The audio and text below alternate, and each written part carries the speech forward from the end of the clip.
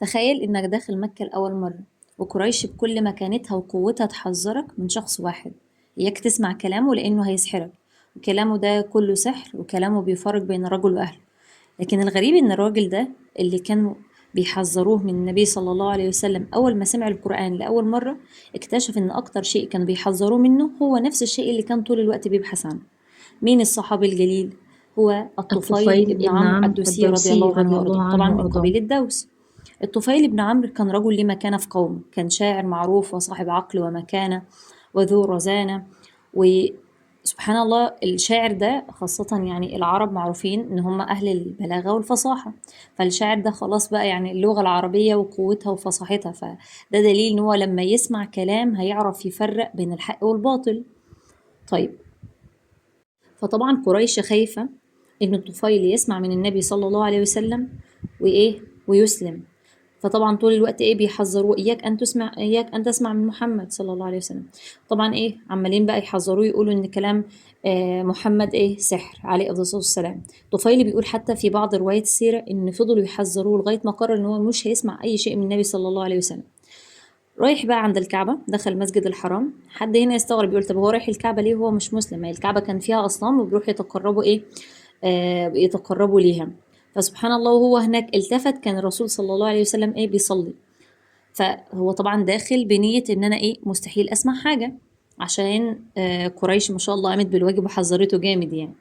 طيب، فبعد كده قام قايل لنفسه ايه، انا رجل شاعر اعرف اميز الكلام الحسن من القبيح. فلما سمع النبي صلى الله عليه وسلم سمع كلام حسن، فقال لنفسه انا هسمع، وان كان خير اخذته وان كان شر تركته. وهنا خد القرار ان هو هيسمع. سبحان الله اول ما سمع القران كل شيء تغير. ما احتاجش الطفيل بن عمرو لجدال ولا مناظره ولا ان ياتيه احد بعشرات الحجج. هو سمع القران وجد في نفسه شيء مختلف، دخل على النبي واسلم سبحان الله. فاسلم الطفيل بن عمرو الدوسي رضي الله عنه. هل القصه انتهت هنا؟ بالعكس، ده بدات. بعد إسلامه عاد الطفيل إلى قومه اللي هي قبيلة مين دوس. كان طبعا يتمنى ان هم يهتدوا كما اهتدى، فبدأ يدعوهم للإسلام، ولكنهم للأسف ما استجابوش بسرعة للإسلام، وإيه وزهقوه بمعنى الكلمة. فعاد للرسول وقال له إيه يا رسول الله ادعو الله على دوس. يعني هو يعني زهق، فبيقول للرسول خلاص ايه ادعى عليهم. فالرسول صلى الله عليه وسلم طبعا ايه مش هيعمل كده، بل قال ايه اللهم اهدي دوسا واتي بهم. يعني سبحان الله الرسول عنده رحمة. الطفيل سبحان الله كان بيرى الرفض، والنبي كان بيرى احتمال الهداية. طبعا الطفيل بعدها رجع لقومه واستمر في دعوته، ومرت الأيام حتى جاء قوم من دوس إلى النبي وأسلموا. كان من بينهم مين؟ الصحابي الجليل أبو هريرة رضي الله عنه وأرضاه.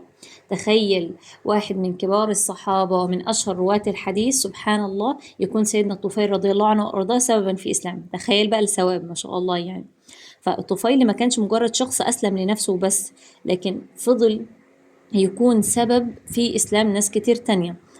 وده نستفاد منه ايه؟ ان احنا ممكن نكون مفكرين ان ملناش تأثير، او ان انا بسعى وبحاول وبنصح وبجتهد في حاجة معينة، او عايز شخص يهتدي لشيء معين ومفيش نتيجة قريبة، فيأس بقى واقول خلاص انا عملت اللي عليا او مفيش نتيجة. لا، نتعلم ان انت بتعمل اللي عليك، وسبحان الله هيكون ليك تأثير وهيكون نتيجة حتى لو بعيدة ايه شوية. وقصة الطفيل بتعلمنا إن مش كل بذرة هنشوف شجرتها بسرعة. يعني هو رجع لقومه وقعد يدعوهم وما شافش النتائج بسرعة، بس بعد كده أسلم على يد ناس كتير طبعا من قبيلة دوس. وسبحان الله يكفي إنه أسلم سيدنا أبو هريرة رضي الله عنه وأرضاه. فنتعلم ان انت ممكن ما تكونيش داعية ولا شخص مشهور ولا حتى عنده يعني معرفة كافية بأمور كتير، ولكن سبحان الله ممكن كلمة منك تغير إنسان. ممكن طفل بتعلميه حاجة لوجه الله، ممكن بنت صغيرة بتشجعيها على فعل خير، نصيحة ممكن تكوني قلتيها لشخص ونسيتيها وهي فرقت معاه سنين. احنا مش مطالبين ان احنا نعرف حجم أثرنا، احنا مطالبين ان احنا نحسن الشيء اللي نقدر عليه. يكفي ان يكون عملك صادق وربنا سبحانه وتعالى يكتب لك فيه الخير.